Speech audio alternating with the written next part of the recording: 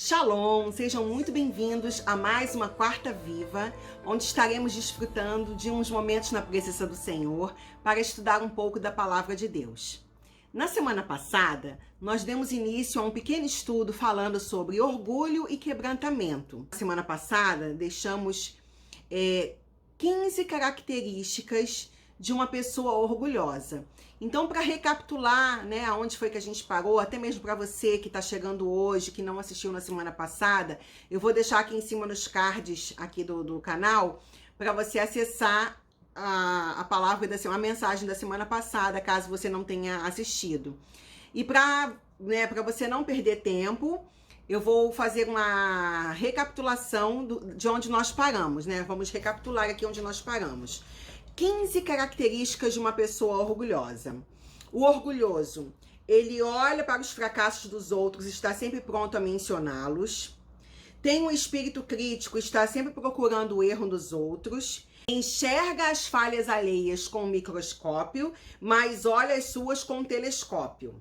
Se auto-justifica, tem um conceito elevado de si mesmo e menospreza os outros. Tem um espírito independente e autossuficiente. Quer provar que sempre está certo e deseja ter sempre a última palavra. Exige sempre seus direitos e a preservação da sua reputação. Deseja sempre ser servido, quer que a vida gire em torno de si e das suas necessidades. Tem o sentimento de que a igreja é privilegiada por poder contar com ele. Busca sempre se autopromover. Deseja intensamente ser reconhecido e apreciado por aquilo que faz. Fica magoado quando os outros são promovidos ao invés dele. Fica satisfeito com os elogios e se deixa abater pelas críticas. Se preocupa com a opinião das pessoas a respeito dele. Não aceita ser corrigido ou disciplinado. Tem dificuldade de aceitar os seus erros e de pedir perdão. Considera que não precisa de arrependimento e de mudança de vida. Estas são algumas das características de uma pessoa orgulhosa. Certamente, enquanto nós estávamos aqui, falando sobre essas características, você pode ter se lembrado de algumas outras. E o pior de tudo, você pode ter reconhecido em si mesmo, em si mesma, alguma dessas características. E isso pode ter deixado você um pouco irritado, um pouco irritada. Poxa, eu tenho isso aí, mas eu não sou orgulhosa não sou orgulhoso não. Calma, calma. Quando a gente tem o conhecimento de algo, significa que a gente pode trabalhar para mudar esse algo. A gente não precisa permanecer assim. É justamente isso que a palavra de Deus faz em nós. A gente vem para Deus como nós estamos, mas Deus ele sempre se recusa a nos deixar da mesma maneira. À medida que nós vamos nos aproximando mais de Deus, mais da sua palavra, e a gente vai conhecendo mais, da sua bondade, da sua misericórdia, da sua graça, e que a gente vai entendendo o amor dele, esse inexplicável amor que ele tem por nós, sendo nós pessoas tão falhas, tão difíceis de se lidar. E à medida que a gente vai se aproximando mais de Deus e que a gente vai dando lugar ao Espírito, ele vai trabalhando em nós e vai nos modificando, vai nos moldando, vai nos tratando, O processo não é algo fácil, mas no final o trabalho fica perfeito. Relembrei aqui com vocês as 15 características. Então, se você identificou e reconheceu alguma dessas características da lista, estamos no caminho certo. Uma vida de quebrantamento é para aqueles que reconhecem, confessam e rejeitam o orgulho. Porque apesar do quebrantamento ser uma obra de Deus em nós, ela exige a nossa participação. Quais são os passos que precisamos dar para o desenvolvimento do quebrantamento em nossa vida? Vamos olhar esses passos? Para viver uma vida de quebrantamento, nós devemos primeiramente nos aproximarmos de Deus. Tá, mas eu não vejo Deus, onde ele está? Deus é espírito, como é que a gente pode se aproximar dele? aproximando-se da sua palavra. Vamos então começar.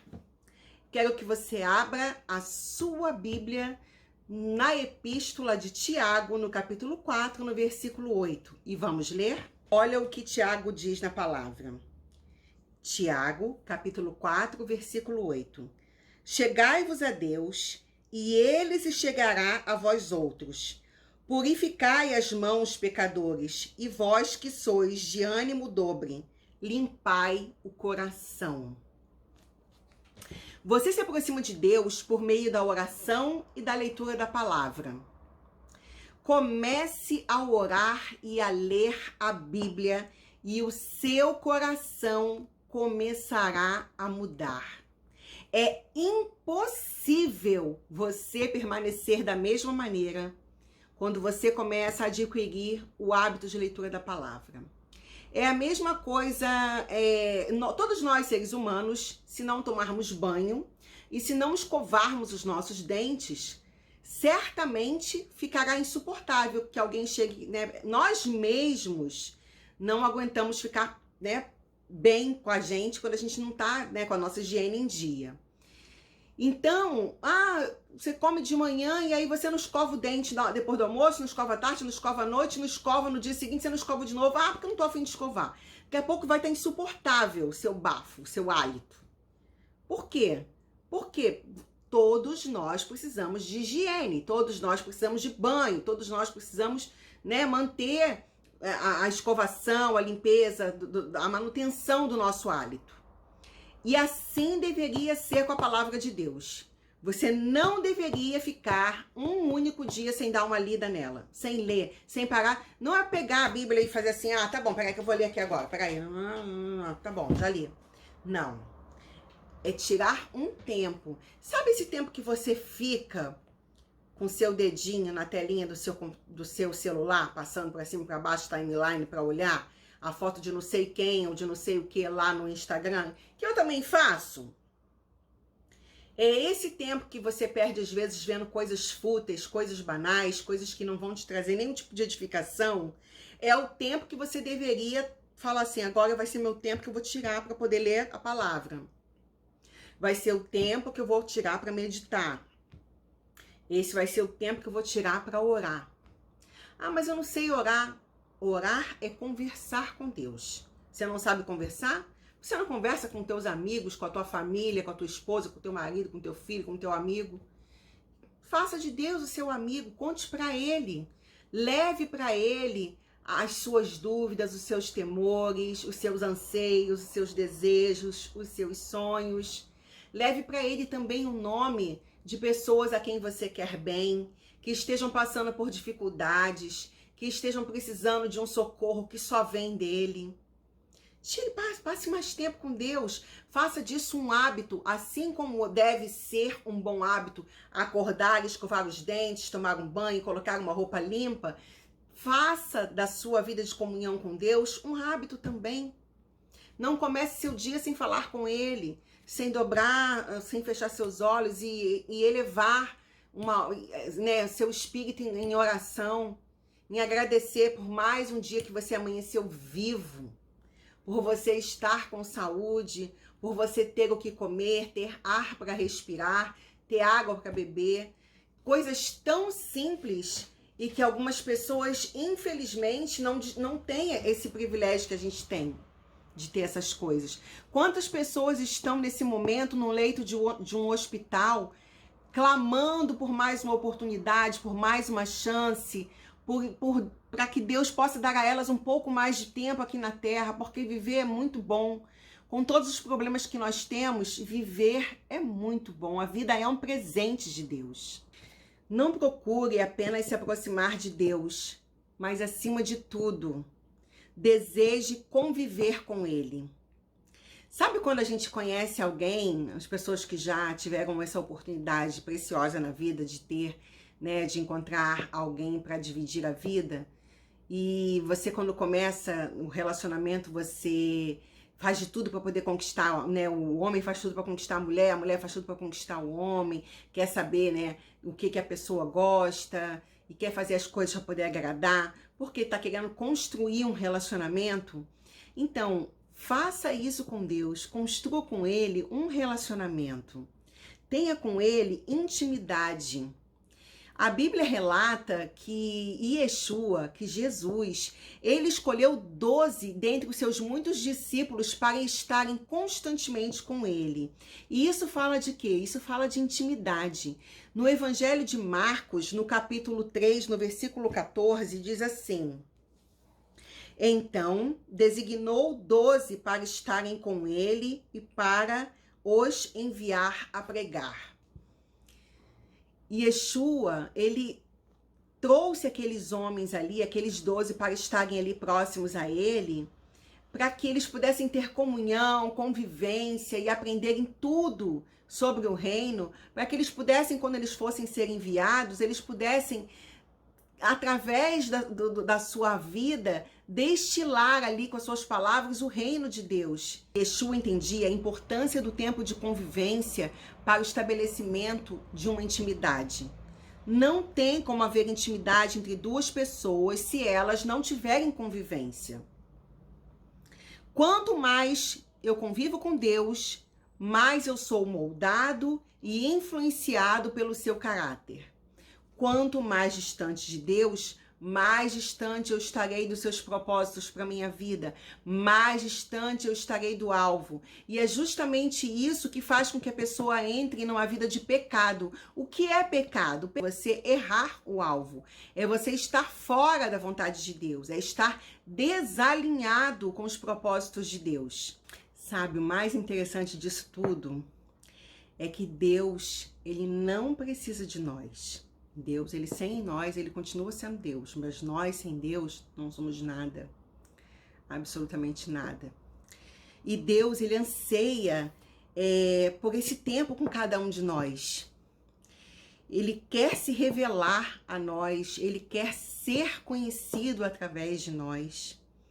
Então, quando a gente passa esse tempo com Deus, quando a gente começa a caminhar com Ele, a ter tempo de leitura da palavra, a ter um tempo de oração com Ele, a gente muda, é impossível a gente permanecer da mesma maneira. Olha o que o profeta Jeremias fala no capítulo 29, no versículo 13. E buscar-me-eis e me achareis, quando me buscardes com todo o vosso coração. A gente, às vezes, quando a gente quer muito uma coisa, a gente fica ali obstinado por aquilo, a gente faz de tudo para poder conseguir. E aí, quando a gente consegue, não dá aquele êxito, aquela alegria, aquela coisa assim, porque alcançamos o alvo, conseguimos realizar um sonho, conseguimos um objetivo e a gente transborda de alegria. É exatamente isso que Deus quer que a gente desenvolva com Ele. Uma alegria, um êxito, porque encontramos nele a fonte da vida. Deus, ele deseja que a gente tenha realmente um relacionamento com ele, que a gente o busque de todo o coração, que estar na presença dele seja algo de fato importante, algo relevante para cada um de nós.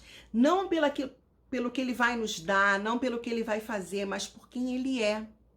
E por que devemos ler a palavra? Por que devemos começar a desenvolver uma vida de leitura da palavra?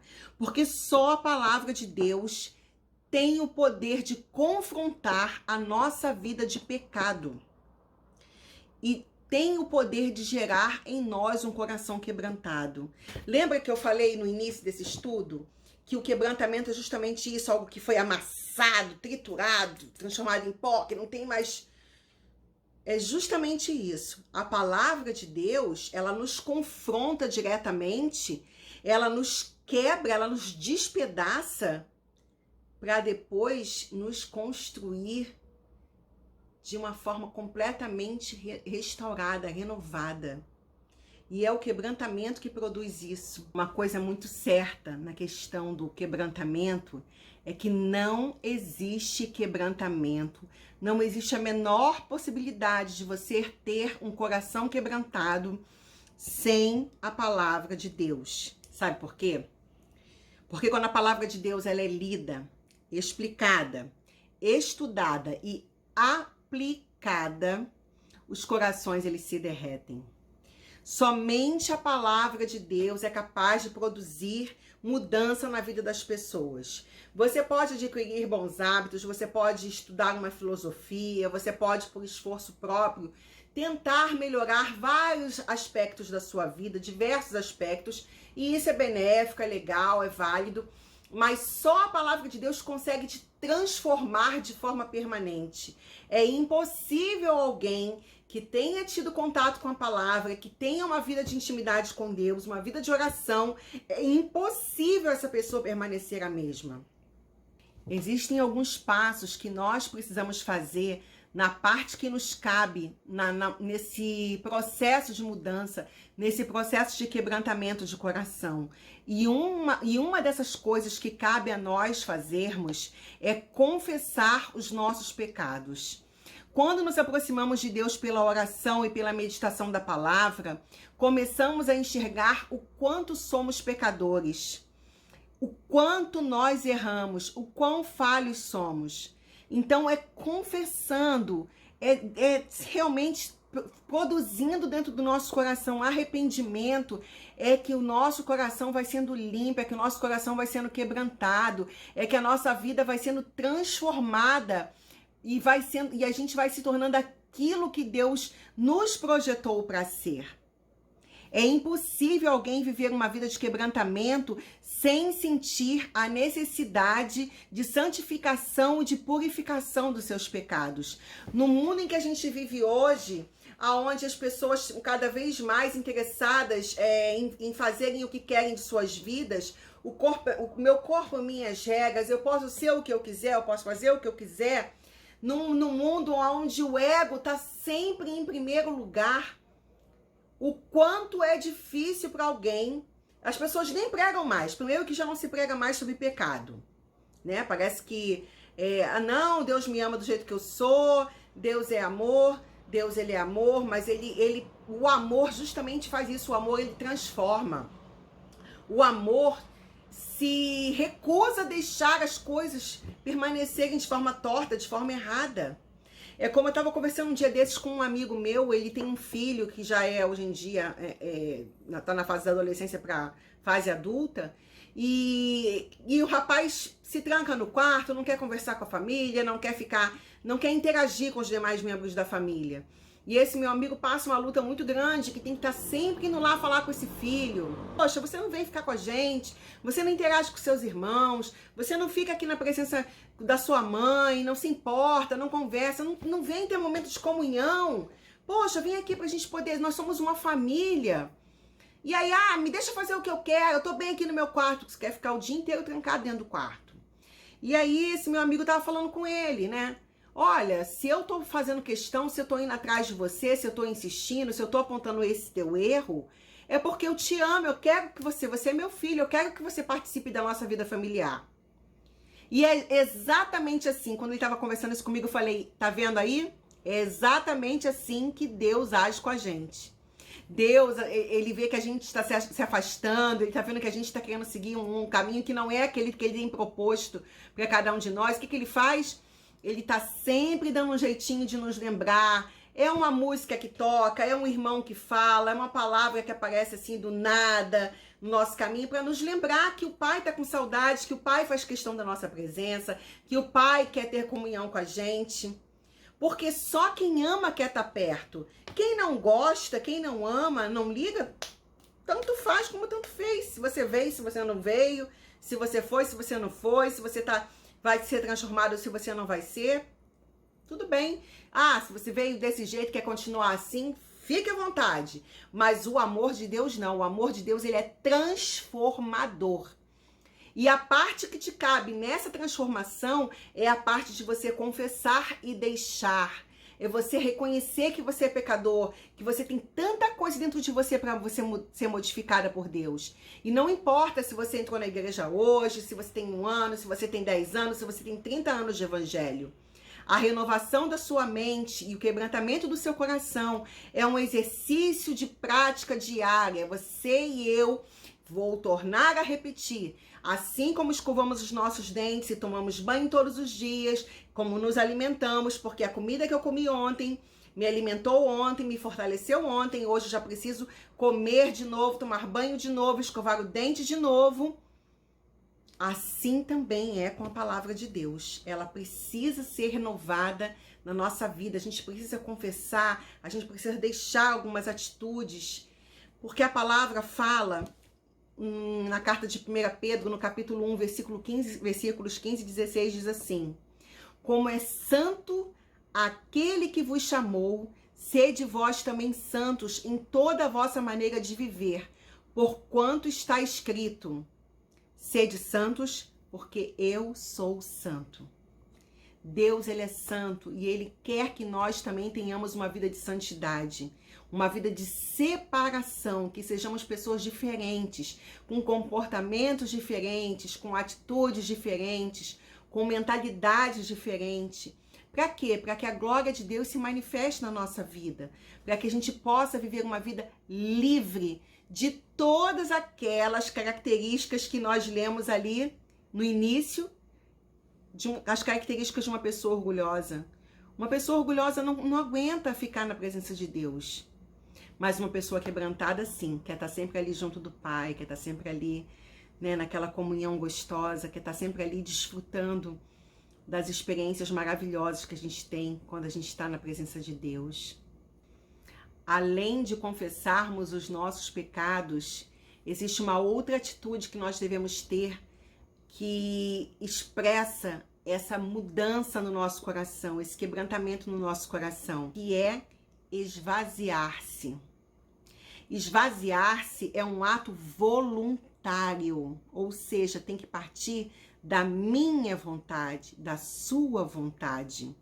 Jesus, Yeshua, quando esteve aqui na terra, ele viveu uma vida de quebrantamento. Ele nos deixou um exemplo a ser seguido. Por isso, quem deseja viver uma vida de quebrantamento precisa esvaziar-se de si mesmo, encher-se de Deus.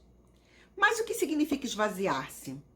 Esvaziar-se é abrir espaço para o novo de Deus. É estar disposto a viver o que ainda não foi experimentado. É lançar-se num caminho novo, onde a única coisa que me traz segurança é a minha fé em Deus.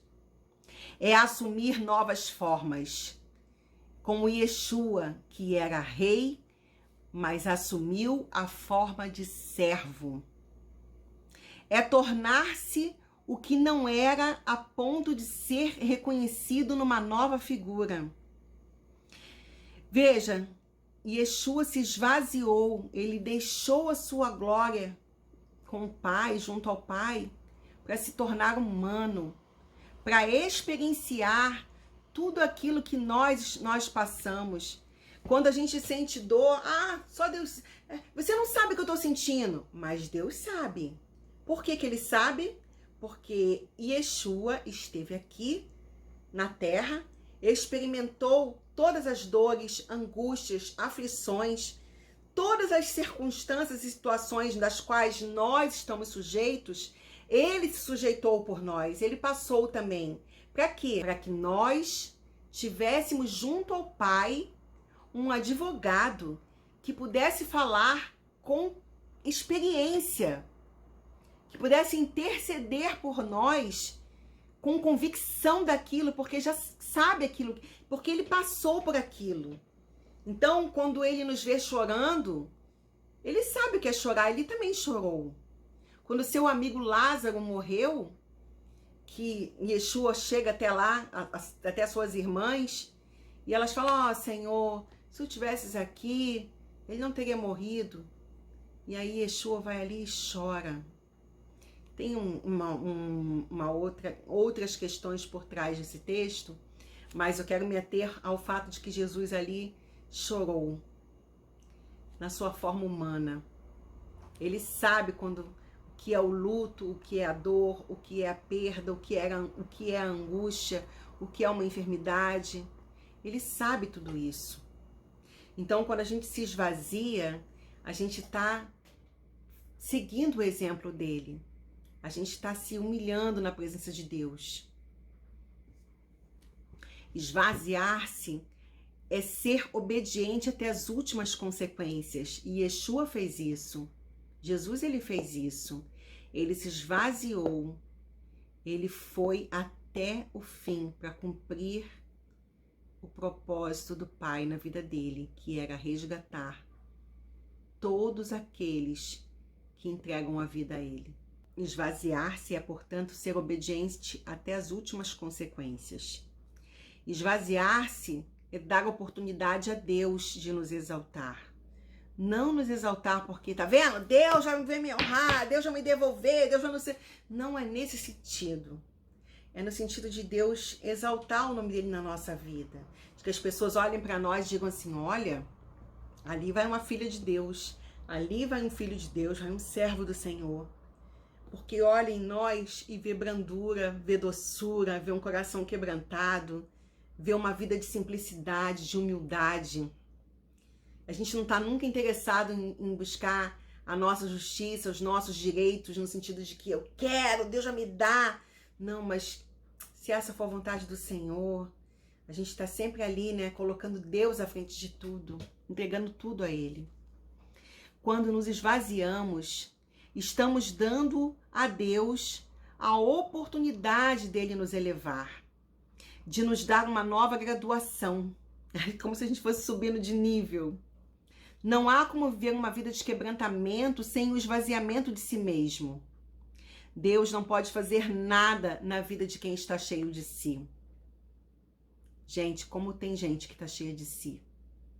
Pessoas que de cada 10 palavras que falam, 20 é a palavra eu. Eu fiz, eu faço, eu sou, eu aconteço, eu isso, eu aquilo outro. O que Deus tem para fazer na vida dessa pessoa? Ela tá tão cheia de si que não tem espaço para mais nada e mais ninguém. Você já imaginou como é que deve ser triste conviver com uma pessoa, seja um homem ou uma mulher, você ser casado com alguém que só fala de si, que nunca tem espaço para poder ouvir você, para saber como, para perguntar como foi seu dia, o que você está sentindo, se você está triste ou se você está feliz, se você tem algo que você queira compartilhar. Essa pessoa abre a boca e só fala de si o tempo todo. Não deve ser super triste? Não deve ser irritante? Não deve ser intragável? É exatamente isso que Deus deve sentir quando está perto de alguém que é orgulhoso, de alguém que está cheio de si, que só destila seu ego ali o tempo todo. Deus, ele não tem espaço para poder atuar ali na vida daquela pessoa. E Deus, ele quer atuar na vida do ser humano. Ele quer trazer mudanças. Para nós concluirmos esse estudo, o quebrantamento começa com a rendição da nossa vida. É um abrir mão da minha vontade para que a vontade de Deus seja plenamente feita. Não é algo fácil, mas também não é algo impossível. Quando não há vazio em você e quando não há vazio em mim, não há espaço algum para Deus encher. Entende isso? Deus, ele quer nos encher e para que nós venhamos ser cheios dele, precisamos nos esvaziar, tirar realmente toda a tralha do nosso coração. É por isso que nós precisamos nos quebrantar na presença do Pai. Um famoso pregador, há muito tempo atrás, disse: é incrível o que Deus pode fazer com um coração quebrantado, se lhe entregarmos todos os pedaços. Para viver uma vida de quebrantamento, eu e você precisamos nos aproximarmos de Deus, confessar os nossos pecados e nos esvaziarmos de nós mesmos. Faça essa reflexão. Encontre espaço no teu coração para quebrantamento. Confesse os teus pecados, confesse a tua arrogância, confesse a tua autossuficiência.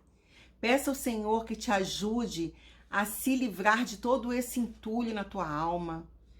Peça ao Senhor que te ajude a tirar tudo que está impedindo o fluir dele na tua vida. Entregue-se a ele sem reservas. Não faça como o filho desse meu amigo que se tranca num quarto enquanto todo o restante da família está na sala de jantar comendo, jantando, conversando e tendo ali momento de comunhão. Não faça como esse filho que fica trancado no quarto. Vem você para a presença do Pai. Comece a ter comunhão, a entrar em celebração. Busque a Deus. Leia a sua palavra. E vamos fechar esse estudo com o mesmo salmo que deu início a ele. Salmo 34, versículo 18. Perto está o Senhor dos que têm o coração quebrantado e salva os de espírito abatido. Que Deus te abençoe, que Ele nos abençoe, que possamos nos aproximar mais e mais dele e de sua santa palavra. Um beijo no teu coração, shalom, shalom, e até a próxima semana, se Deus assim permitir.